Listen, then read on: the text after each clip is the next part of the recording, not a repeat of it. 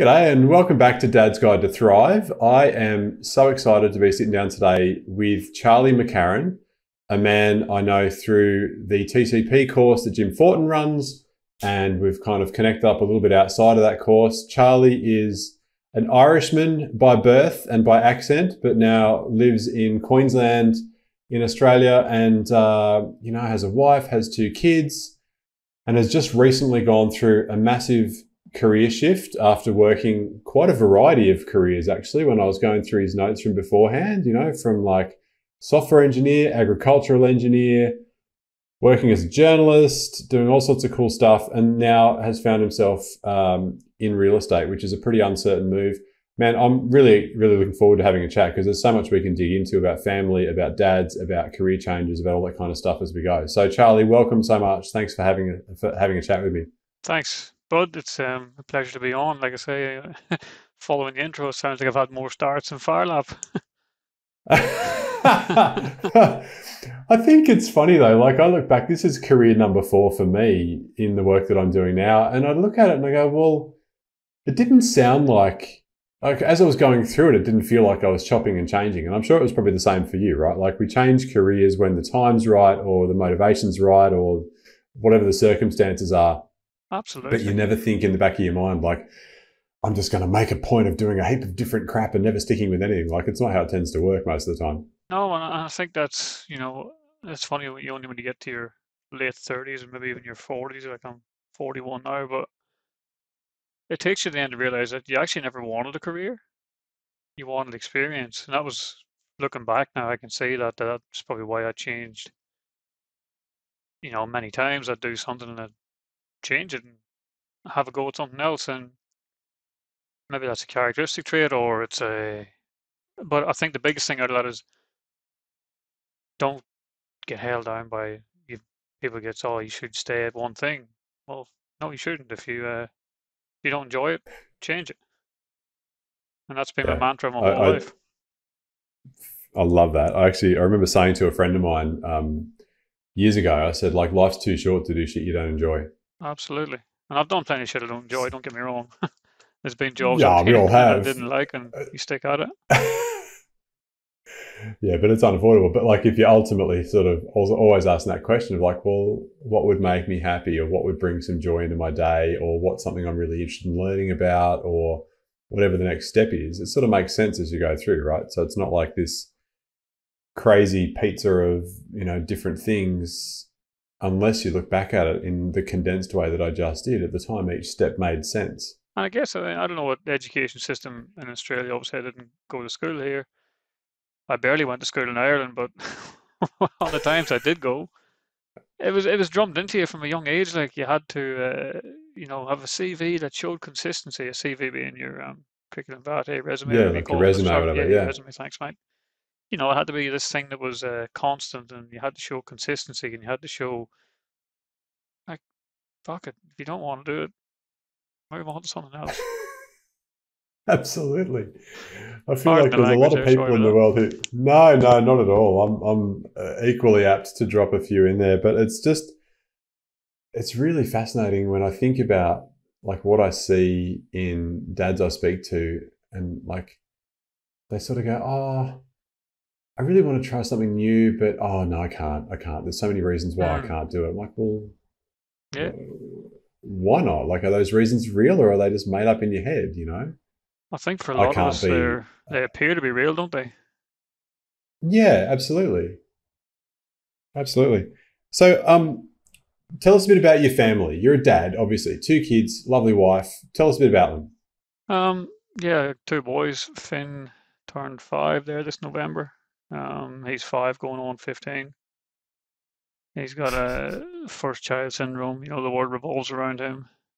And that's, a parenting lesson you learn. I think every parent goes through that. They shower them with lots of attention and then, yeah, he's a scream though. Like, don't get me wrong, I wouldn't change him for the world. He's 5, goes to start school, or will start prep in January, which is another weird thing here in Australia. They start school in January. In Ireland, it's September's the change of school year. It's something I'm trying to Right. get my head around here. Um, and then I got Hamish, who's 3 in January. So yeah, we're not far off that now. Jesus, this year's going like a flash in the pan. He's 3 in January.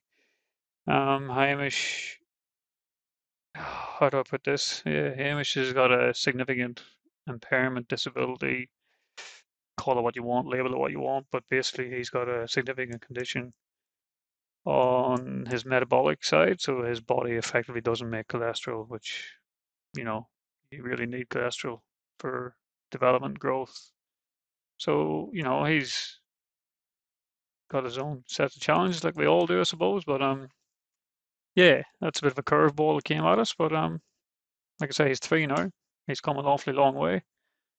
And like all 3-year-olds now, he should be sleeping right now, middle of the day. And what's he doing? Kicking and screaming and protesting. So he's fine. Yeah. Yeah, right. And so Oh, and I my wife. I forgot suppose, my wife. Sorry. Yes, my wife, Kate. yeah, I suppose we better mention her. Otherwise, if she listens to this, she'll be a bit miffed that you went, oh, yeah, Oh, by the way. mate, she's the bloody glue that holds it all together, I can tell you.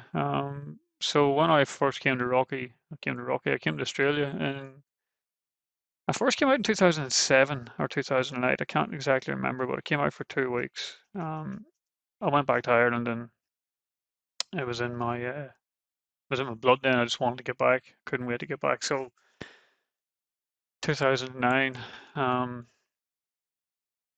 June, I think 2009, I looked online. I was working as a software developer in Belfast with a company. I looked online, tickets were reasonably priced, and I booked a one-way ticket. And 2 weeks later, I was on a plane.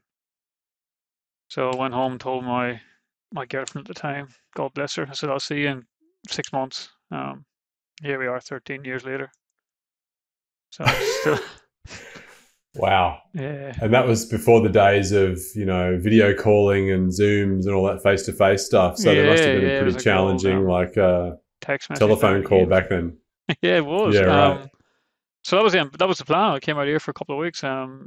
Came back, obviously, in 2009, came back. Well, what turned out to be permanently, but at that time I was only coming out for 6 months, 12 months at best.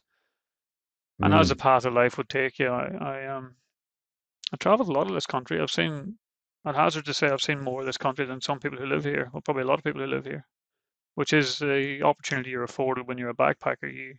By the nature of the term, you travel a lot. And I Yeah. made it to Rocky, which was never on my radar as a place to settle down and raise a family, but that's where I met my wife, so that all changed. She's not from here, she's from a little town south of here. She's on a cattle property south of here, town called Monto. Anyway, yeah, we've been married 7 years now. Turned out the other day we both forgot our anniversary for the seventh year running. I think the only the only year we both remembered is the first, maybe the second. But ever since then, it just sort of comes and goes, and it's like, hey, how many years is that now? 7. Shit. So yeah, That's she's the glue amazing. that holds That's it all funny. together, mate. She's yeah, I'll be lost without her, mate.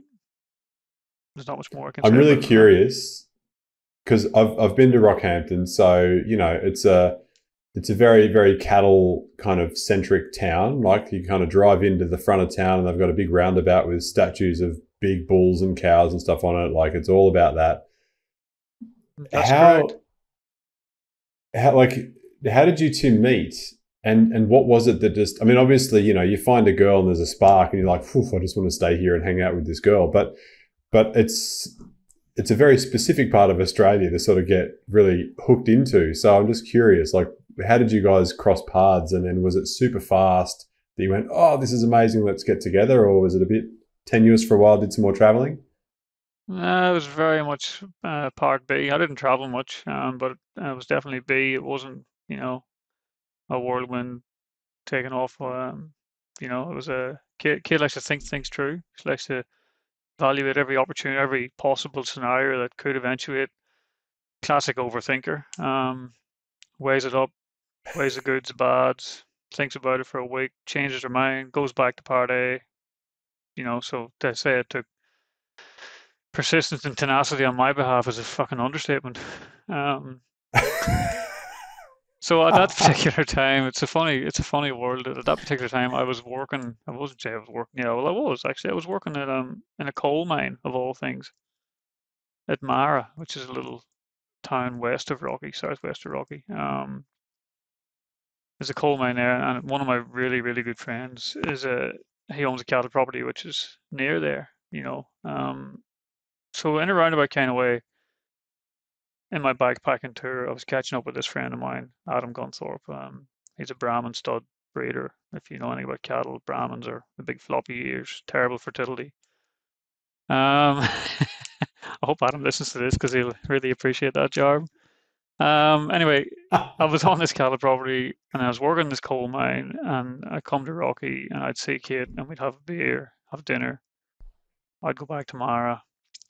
Slowly and slowly, I wore her down, and eventually she came to Mara to visit me. So that's like a 2.5 hour drive. It's not, right round the corner. This is regional Queensland we're in Mm, here.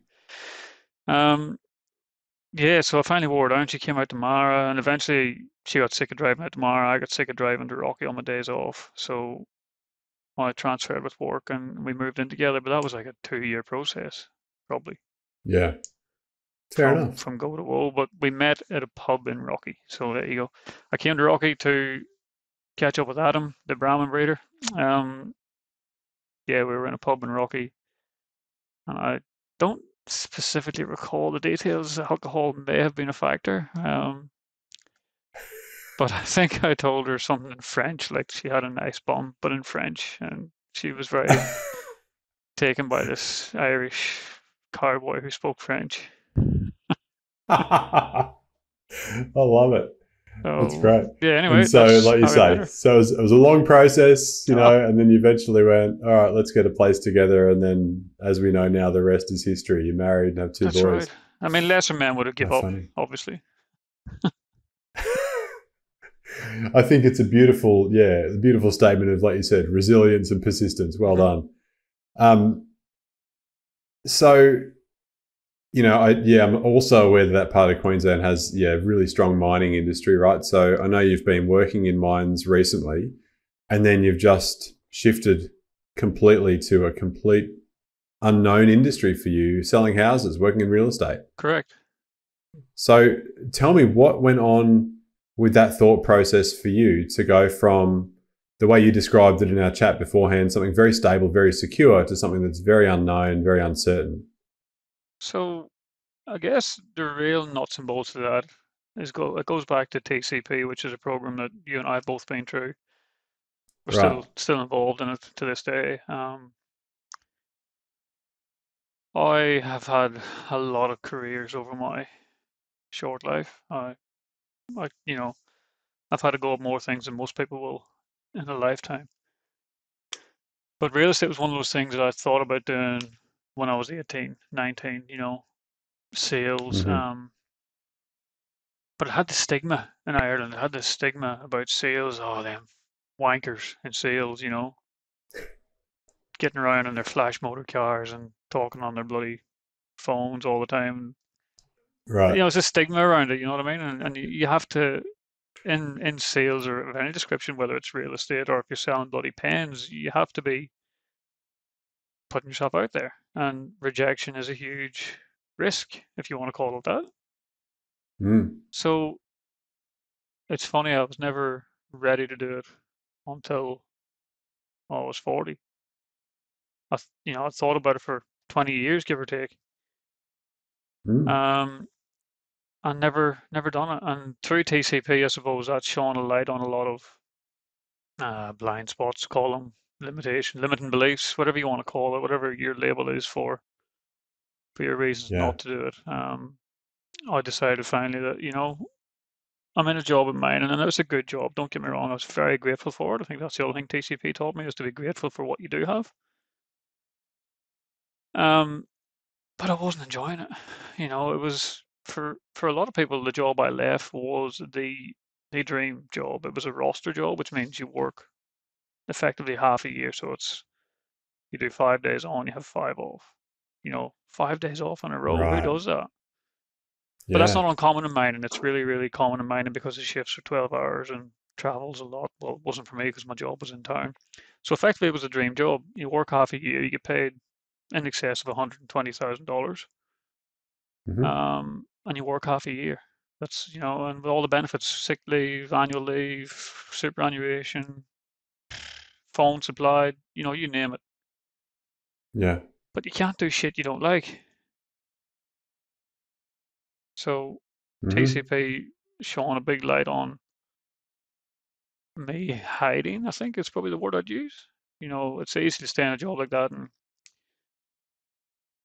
security. What's security? Security is a myth. Jim would tell you it's an illusion. It doesn't exist. And Mm. whilst ever, coal is facing significant pressure from various corners of the media and whatever you want to call it, like it's under the pump, but it's not going away in the short term. So security is some regard it's there. It's secure and as whatever secure can be. But mate, I was just grinding. I literally was grinding, going to work, grinding, being there. TCP teaches you a lot of things, and one of the things it teaches you about is to let go of attachment. You know, so even that taught me, and probably took me 6 months working through TCP and working through going to that job, just to let go of the shit that annoyed me about the job, or let go of the things that someone at work would be, for all intents and purposes, someone really difficult to work with. Mm. And TCP taught me to let go of that, and taught me a lot about if it doesn't pertain to you, don't get bogged down in it, which was great Right. for a while. You sort of, it's like a band-aid, but in the end, man, I just couldn't, even though I could go to work and the people who were giving me the shits or had issues, whatever, I could deal with all that. I still couldn't get past this. I'm not doing what I want to do. This is not, Right. and some of it come back to money, some of it come back to job satisfaction, some of it came back to the bigger picture. When they put you in the box and whatever your time frame is, if it's 10 years, if it's 10 minutes, when you leave this planet, are you going to have achieved the things you want? So there's so many things going Mm. through my head, and in the end, mate, it was just a jump. Just you've got to try, because if you don't try, you're going to stay in this job and you're going to be shitty, bitter, twisted, resentful. As much as you can learn the tools to let go of that rubbish, for me, it was a case of clarity.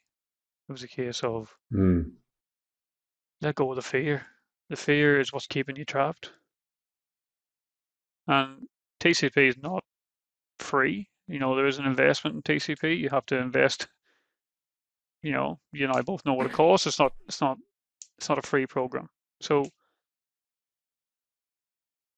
but that transformation for me began with that transaction. I'd committed that money to doing the program, and I wasn't going to just sit there on my hands at the finish of TCP and go, oh well, that's good. I can deal with idiots at work, but I'm not going to do what I want to do. So I just decided to jump into it, 2 feet, commit, and just have at it. Just give it a red hot crack. Love it.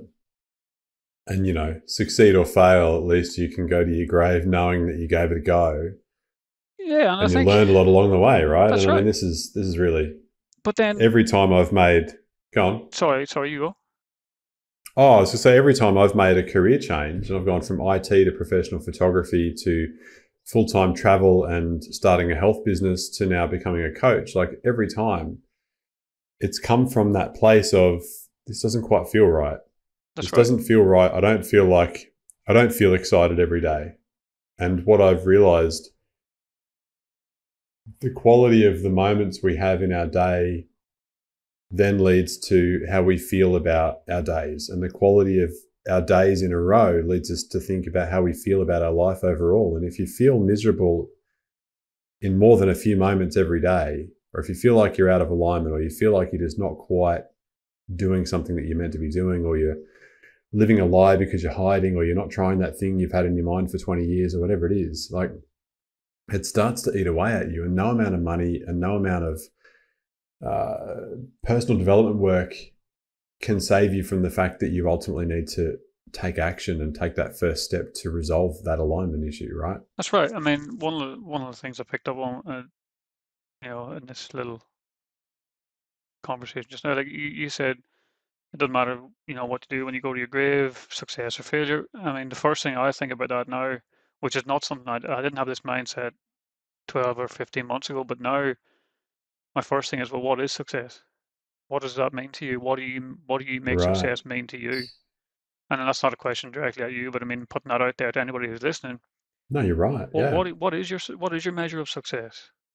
Like, and that was for me, you know, looking at a secure job in mining, with good money and all the rest of the conditions and all the rest of the things that go with it. Is that success? At one point in my life, it absolutely was, but it Mm. doesn't fit where I want to be. Things change, your goals change, and I think that's, as a dad, that's one of the hardest things. Not just dad, a family man, called a family man. And my wife works Yeah. too, so it's not like I'm just the sole breadwinner, because that's not the case. I couldn't do what Kate does. She puts in so much time with the kids, and she still has a job and gets kids ready. I'm fucking flat out getting myself ready. She. Do you know what I mean? No, I'm not saying that Oh, lightly. 100%, You man. know. Um. So going back to what I'm saying, like, it's not about just being a dad, it's a family man, or being the sole breadwinner. The thing is, my success, or my measure of success now, has changed, and I knew staying in a corporate job working for a company, I was capped. My salary was just going to be, if I'm lucky, and if I'm lucky, 2.5% year on year increase. And in the Right. downturn through mining, and I've been in mining for 13 years. In the downturn, it was like probably 5 years, probably, where it was bugger all. Like, you were just lucky to keep Mm. your job. I mean, that was fucking Yep. heartbreaking. Just turn up to work when there was no work. There's nothing worse than turning up to a job when there's no work.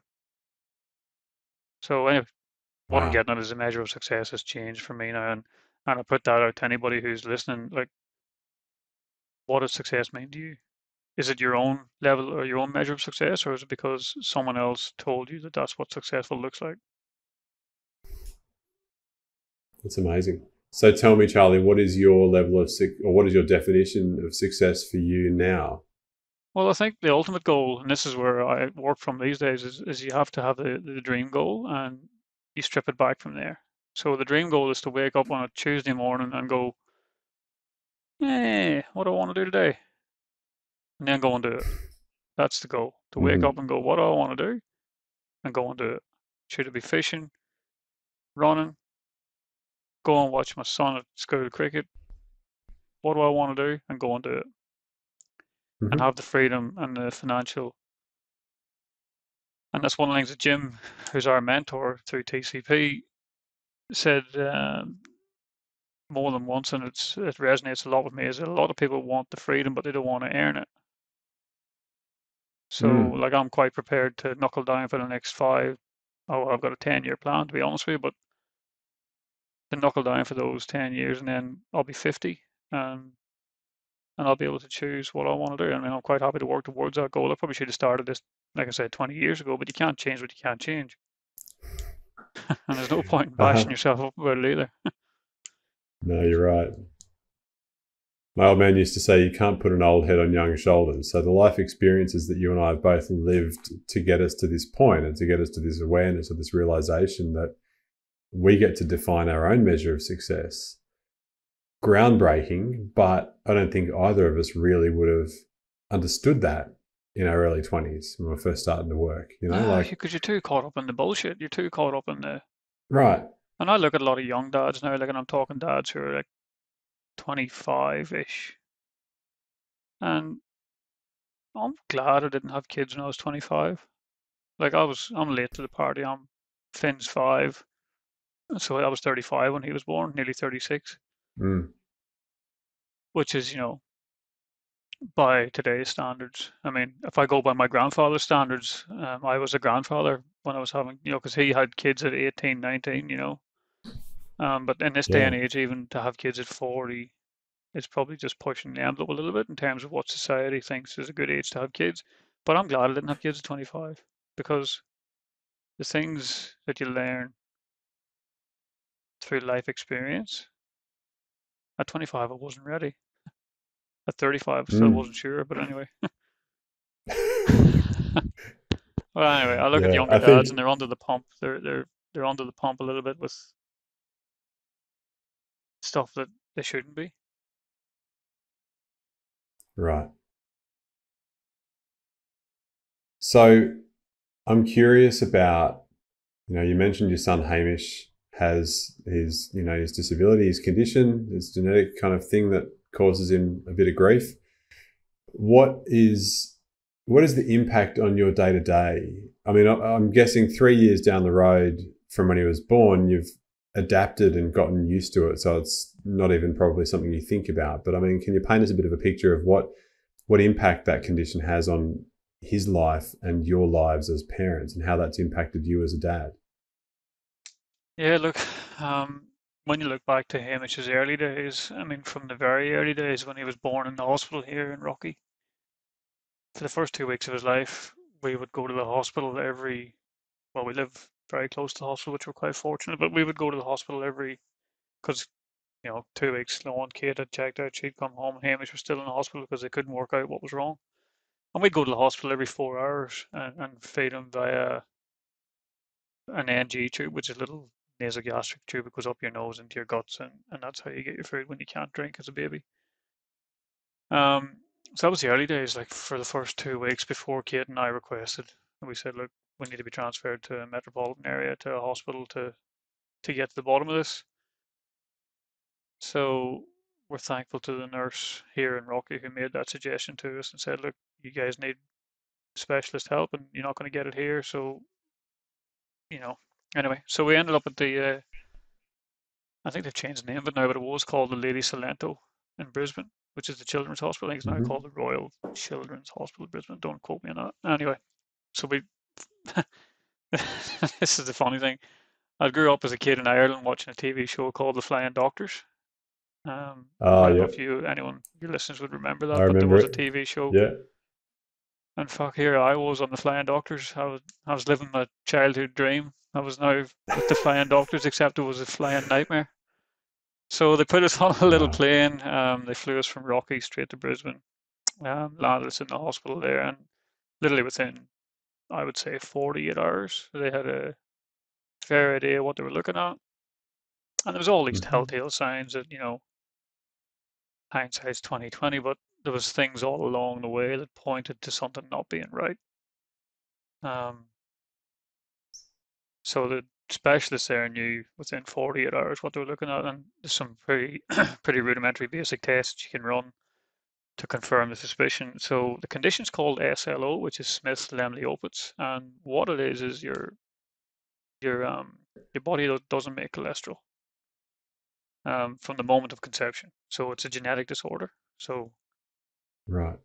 from the moment of Now, conception, for when those of us exactly, so Kate and I are who, carriers. We're not affected by it, yeah, but we're obviously carriers. So Hamish had a 25% chance of being affected, 25% chance being normal, 25% chance being a carrier, and don't ask me what 25% because I didn't pay attention to biology. But do you see what I'm saying? Like it was a one in yeah, four chance of him having this condition. Um, yep, so what it means effectively is that your body from the moment of conception doesn't make cholesterol, and cholesterol is a huge part of any building block for a cell, an individual cell in your body that builds, etc., muscle, etc., etc. So he hasn't developed as like a normal kid would be. Like he's 3 now, and he barely crawling. He army rolls to get where he wants to. Cognitively, he's a lot better now, but like he's not where a typical 3-year-old is. He's nowhere mm-hmm. close to that. We stopped measuring what they call milestones fucking 2.5 years ago because there's no point looking at them. It's not relevant. It's just another Yeah, target that you've missed to bash yourself with. right. Um, Back to Brisbane. So we're in Brisbane. We get this diagnosis, and our world fell apart. I can remember as clear as day sitting in that consultation room with an army of people. Like there was specialists, there was nurses, there was counselors, there was fucking more people than I can ever want to be in a room with again. And yeah, they confirmed that it was SLO, and I remember just collapsing. I just remember floods of tears, unconsolable, looking at my wife, just saying I'm sorry. And I don't even know why I was fucking saying I'm sorry, but that's just what came out at the time. Um, and from there, mate, it's just a blur. Like literally, it's a blur for the next. I can't put a time frame on it, but to give you an idea of how our lives were then in that early piece, we stayed in Brisbane for about 4 weeks in the hospital. We Mm-hmm. stayed there with the nurses and try and get Hamish to effectively keep food down because everything you put into him, he'd he'd regurgitate it back up. And I've since learned that that's a really common thing with kids with SLO, Right. because they can't swallow it. Not all of them, and this is the fuck thing with it. Like I shouldn't say, the really hard thing with SLO is it's such a scale. Like there is kids who've got it who are barely affected, and then there are kids who've Mm. got it and they're just 100% dependent on someone else for everything. So there's no, how do I put this? There's no definitive level of how affected you are, how unaffected you are. It's like this sliding scale, and it just could be from point A Yeah. to point infinity. So Hamish wasn't able to drink, wasn't able to keep food down, and for the first 12, maybe more, 15 months, he was fed with a little pump. So everywhere we go with Hamish, we had to cart this pump around. Think of it like a Discman or a Walkman. Mm-hmm. It's just a little pump, and you got a bottle with this food in it.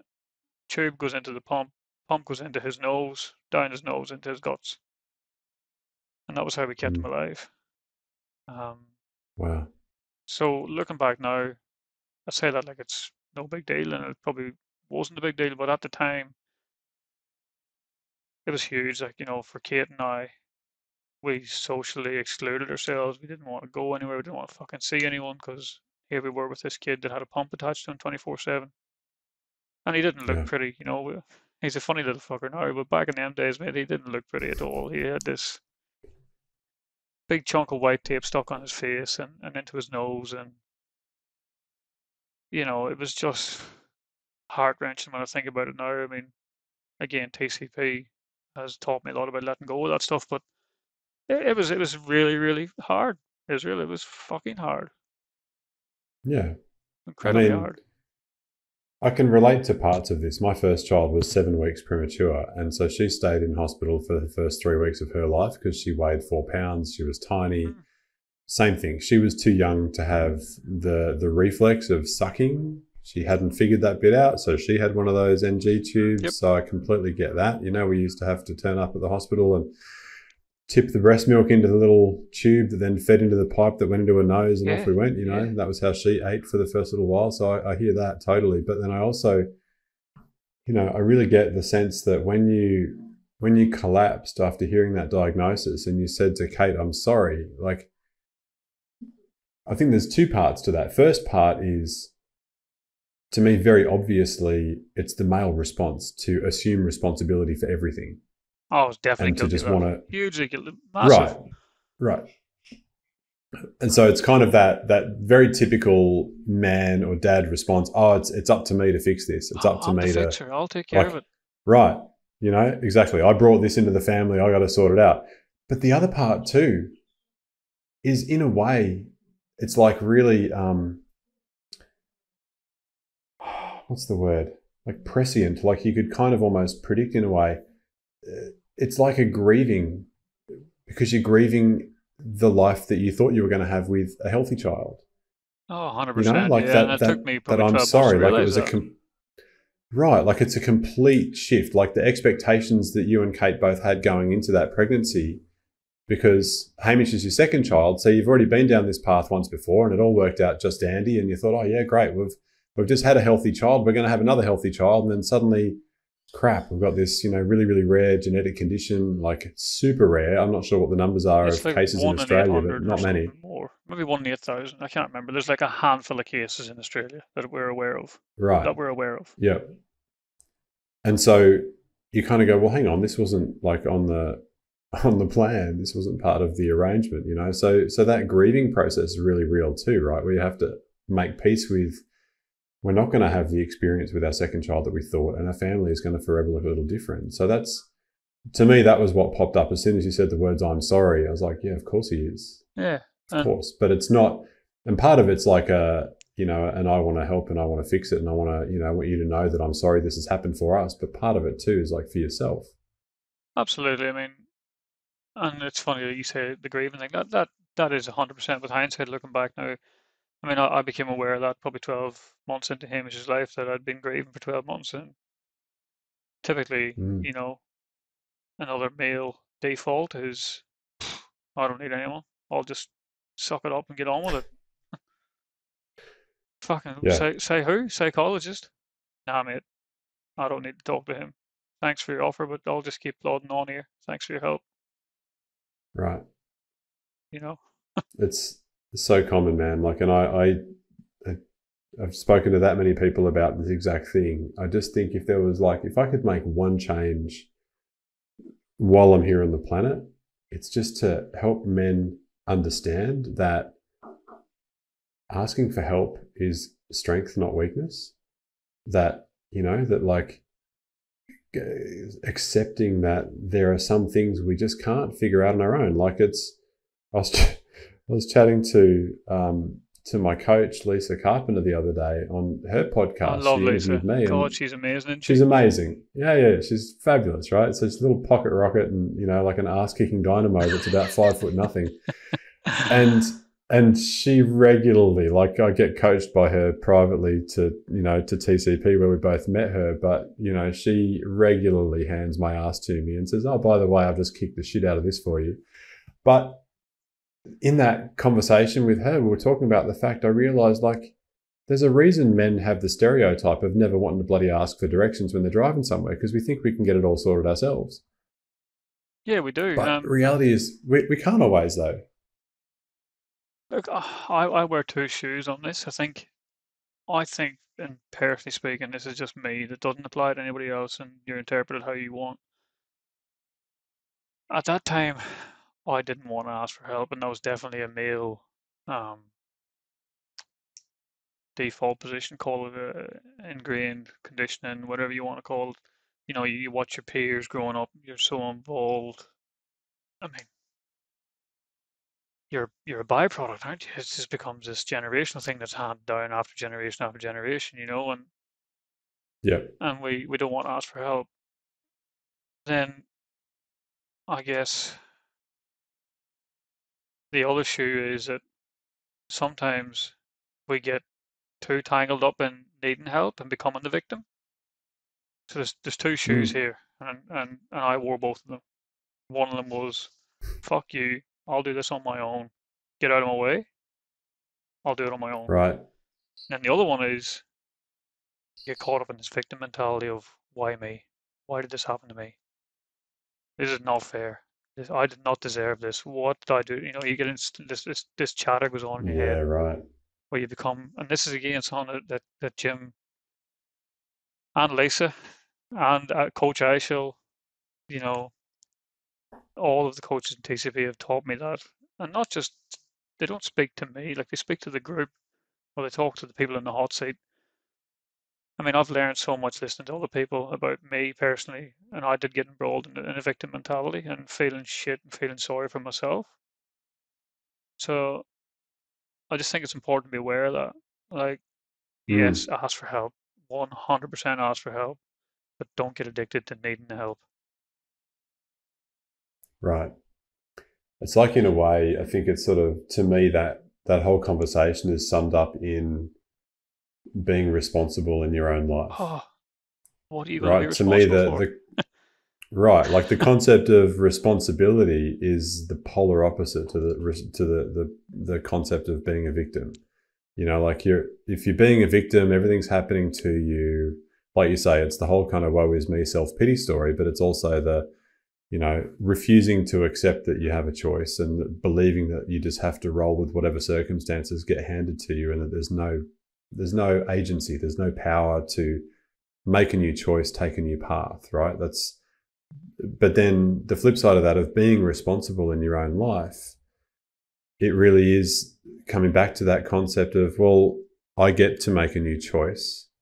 I can be responsible for how I feel right now. That's I can right. be responsible for the tools that I've got and the tools that I haven't got, and seeking the help I need to build my skill set so I can manage better. Absolutely. And yeah. And with that too as well, just like you said about, the skill set and the choice, sometimes we personally, and I can say it happened to me so many times when I'd be, because Hamish would be awake all hours of the night. Like he would literally sleep for 2 hours and then he's awake for two, and then sleep for an hour, awake again. And because he had so much trouble with his reflux and his guts and everything else, like, so I was sleep deprived.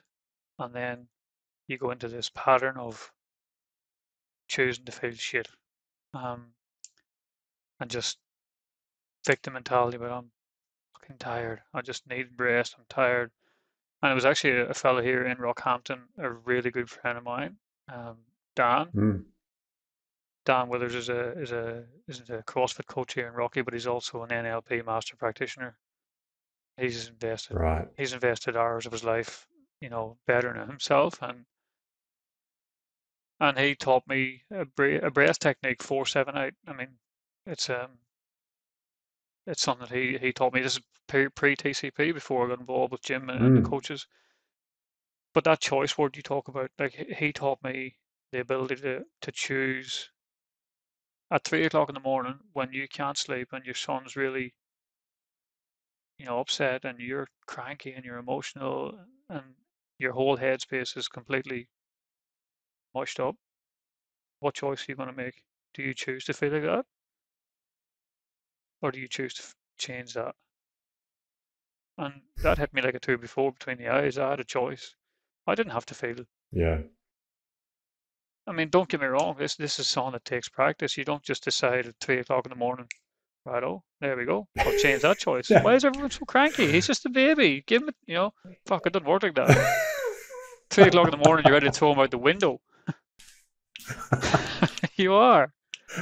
But Yeah. then you get this couple of seconds later, you get this moment. You go, you know what? Hey, in the heat of the moment, and then and I call that the shortening of the window. So between that, with practice, you lose your shit, you get cranky, and then 3 minutes later, you realize I don't have to choose that.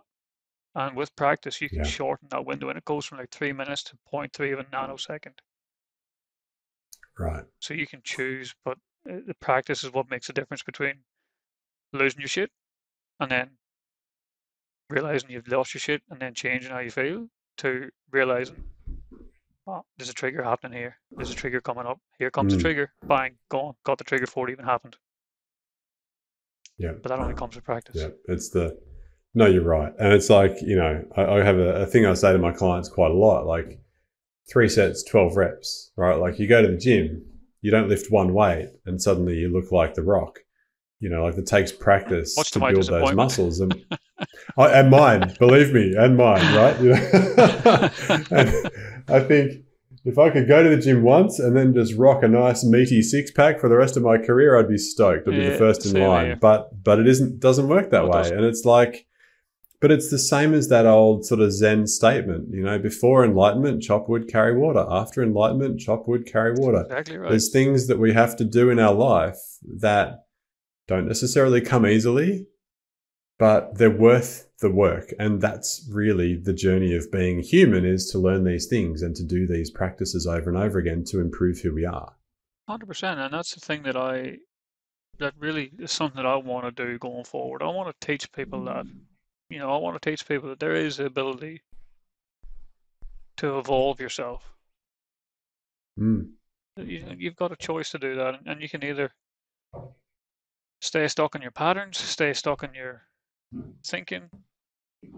You can choose, or you can choose not. Either way, you're choosing. Yeah. Yeah. Even not making a choice is a Well, you're still choice. choosing, aren't you? Right. Like absolutely. Choose to do nothing is still a choice. Yep. 100%.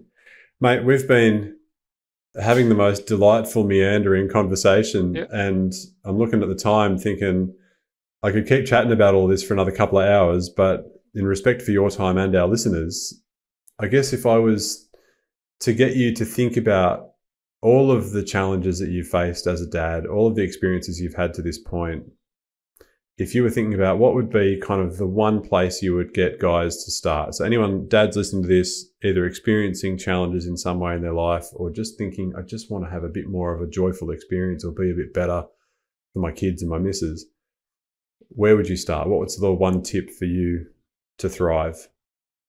Just have fun.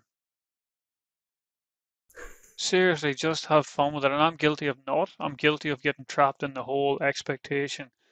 My kid will do this in that way, and he'll do that when I tell him, and he'll jump when I say, or when I say jump, he says, hi, you know, all this bullshit. Lose the attachment, lose the expectation, and just have fun. Because God Christ, it goes quick. I look at Finn, he's 5 now, you know, he's going to Mm, school next year. I mean, and I'm not saying that yeah. with a tone of remorse or I'm saying that with a real open heart. Like I just want people to have fun. Stop expecting your kids. They're kids, and I was so guilty of this. Expecting my kid to do something because I wanted to do it for me. Mm. Just have fun because they're a shit ton of fun. They are a shit ton of fun. They drive you mad, but fuck, they're good fun. Absolutely. But Absolutely. what I clouds love it is that. just the attachment. You know, we're attached to how we expect the kids to behave and perform, and, Yeah. and they'll do stuff when they're ready. And Hamish has taught me that. You know, it's Hamish who's taught me all, not all these things, but both my kids teach me. But Hamish has taught me stop having your expectation. Just go along with it. Have fun with it. And love. And love goes without saying. Yeah. That's my No, tip. that's Have fun, awesome. boys, because That's, your kids will love you for it. that's so true, man. Like that daughter I was telling you about who was, 3 weeks in intensive care at the 7 weeks premature and all that. She's 15. She starts year 11 next year, and I feel Oh, like it yeah. was, I feel like it was 3 months ago she was in the hospital. You're like where the hell has that gone? Right. Yeah. So my son with the funky toes we were talking about, like he's 11. He's going to year 6 and he's like given a speech at school last week about becoming the school captain. And like, I'm thinking, what? Like, How good is and that? you're right though. It's unreal. Like I'm so proud of them both. And I think they're just incredible little humans that I just freaking love. But I can really resonate what you're saying because, and this is, I think, since I've started doing a truckload of work on me and since I really, really let go of my anger, that's actually probably the big kicker for me. When I was a bloody angry man, I Same. realized, and I'm, about kind mate, of, you're looking at one. right? I was exactly the same. Yeah, yeah. But when you can let go of that and when you can be really present with your kids and just, like you say, look for the fun and have we sit at the dinner table every night. I keep looking this way, like that's looking down to the house. I'm up in the office. But when we sit at the dinner table, we just kill each other laughing all the time. And it just makes the day so, so good. Yeah, And, we're like every family. You have your bumpy moments. You have your moments where everyone's in a shit mood and you just have to all take a bit of space in different corners of the house. No that's right. worries. But that doesn't happen very often. And most of the time, my kids will remember this phase of our lives of just being a hell of a lot of fun, like you say, That's it, mate. because, And to take that thing about the anger, like that was something, and I can relate to that. When you say that, it's just, I'm hearing that so clearly. And I think a lot of dads, mm, I think a lot of blokes, doesn't matter if you're dad or not, I think a lot of blokes are going to relate to that. But again, going back to Dan Withers, he taught me that I wanted to let go of this anger, but to let go of it, you have to understand where it comes from. So mm, he asked me, "Where's your anger coming?" I actually asked him. I said, "Dan, where is this anger coming from? Why am I angry about yeah, this, that, and the other?" And he explained it to me, and he said, "Your anger is a belief system, and your beliefs are being violated. And when they get violated, you get angry, and that's something that right. goes back to the world of NLP. Call it self work, call it whatever you want. But that's the thing for Yeah. dads or blokes, whoever listens, you can be a mom, doesn't matter who you are. If you've got that anger in you, you can't put it down until you know where it's coming from. But that Mm. starts with awareness. Where did that anger come from? And it's a violation of a belief system. A belief system is something we are taught, we're indoctrinated with it, we ingrain it when we grow up. Find out where the anger comes from, put the shit down. Yeah. Because that's so true. And I can think about like the conversation I had with Lisa Carpenter about this. She said to me, and this is, for everyone listening as well, like she said, have you actually accepted that you're an angry man? And I was like, oh, fuck. No. No, I haven't accepted that actually. Until you just said that, I realized I have to. She said, yeah. She said, you can't actually heal it and release it until you accept it. And she said, you don't have to like it to accept it, but you have to accept it to heal it and move it on. Absolutely. And I think it's that same, because otherwise I was living in this world of self-delusion and self-denial. I'm not angry. I just, get a little bit shitty at the kids sometimes. I'm not angry, but it was like infused into everything. You're like me. I was walking And around then I telling people, went, "Get fucked. I'm not angry." Like, exactly. listen to yourself, Charlie. Yeah. Just listen to yourself. Screaming at the kids, telling them to stop yelling at you. Don't fucking yell in the house. Right. Oh, if I had a dollar for every time that happened to you, I tell you, I'd be a rich man. I know, and then you hear yourself and you're like, oh my God, I got to take myself outside and beat myself up. This is stupid. Yeah.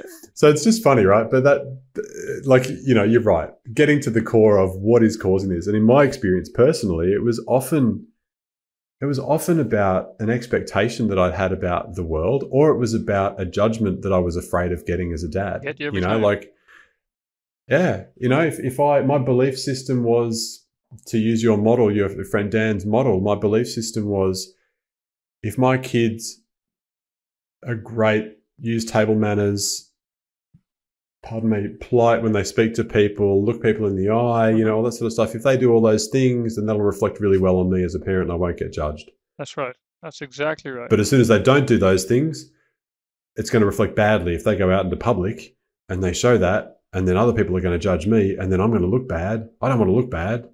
That's the belief system that was in conflict for me. And that's what used to spark the vast majority of my anger. And that just raised another.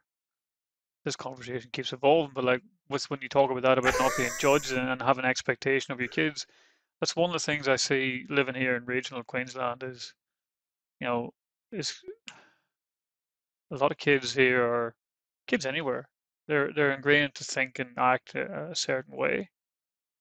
Like no different to me. I was 40 before I really dove into thinking and analyzing and tearing apart who I thought I was. And I just wish that younger dads now could learn that your kid's on its own path, your kid's on its own journey, and you can influence it, but they're still on their own journey. And just release that expectation. That doesn't matter if your kid's growing up in the bush and you want it to be a ringer, but it turns out to be a drag queen in Sydney, or if your kid's, being brought up in the city and they turn out wanting to work on a cattle station a million miles from Mary Horns in the middle of nowhere. I mean, it's just that ability to release and let your kids follow their journey. Yeah. Oh, you know what, Charlie? This has been so fun. Yeah, and I love that I never know where these chats are going to go, but far out. This has been so lovely. And I want to say thank you for really taking us through a bit of that journey too, about what you experienced. First of all, meeting Kate and then being the very persistent suitor, but then also, having your two boys and the experience with Hamish when he was first diagnosed and what that's been like. Like, I get that that's, probably still to a point a little bit raw, a little bit tender, because those sorts of moments in our lives kind of will always be. But I really think it's helpful to hear this sort of stuff and for dads to acknowledge that, if they're going through some shit, they're not the only one going through some shit. That's right. And we all have that power in the moment to think, well, how can I let go of my own expectations? How can I put my anger down? How can I just have some fun with the kids to be a bit of a better dad? Absolutely. I mean, and I'm not perfect at it, mate, not by a long stretch. but I got the awareness around it. That's what I want to be, and you can't create it unless you're aware of it. Yeah, 100%. So these conversations really, I think, are great because it shows that there's a lot of nuance to this chat, and it's like it's never done. It's not. It's the never same as done. going to it's the same as going to the gym. You know, it's never done. This work, It's this never done. sort of inquiry into ourselves. I am going to say thank you again for your time. No, thanks for having me on, Israel. I appreciate it. I really do. Yeah, no, it's been Genuinely great. appreciate it. And whereabouts, if anyone's in Rockhampton looking to buy or sell property, where do they look you up? Ray White. So I'm affiliated with Ray White in Rockhampton. Yeah, you can find me on there. Ray White Rocky. I'll Google it. I don't even know what our website Perfect. is, but Yeah, Ray yeah. White Rocky. I'll stick it in the show notes. We can get it to it later, but make sure people find it. But yeah, that's awesome. All right. And hopefully later, January, February, I should put a time frame on it and then actually commit to it. But that's one of the things out of TCP. Once I get through this round of TCP, I actually want to start, something. I'm not sure what it's going to be, but I want to try and help dads of all sorts, maybe dads with kids with disabilities. I don't know. There's something in the pipeline there, but when the time's right, I'll share it with you, and hopefully we can get it out there and spread the message, spread the love. Absolutely. I'm here for it, man. And yeah, would love to help bounce ideas around about any of that as it comes to fruition. So fantastic. All right, listeners, thank you so much for tuning in for another Dad's Guide to Thrive interview. I have had such a fun time chatting. I hope you enjoyed it, and stay tuned for the next episode. Thanks again, Charlie, and we'll see you all next time. See you guys.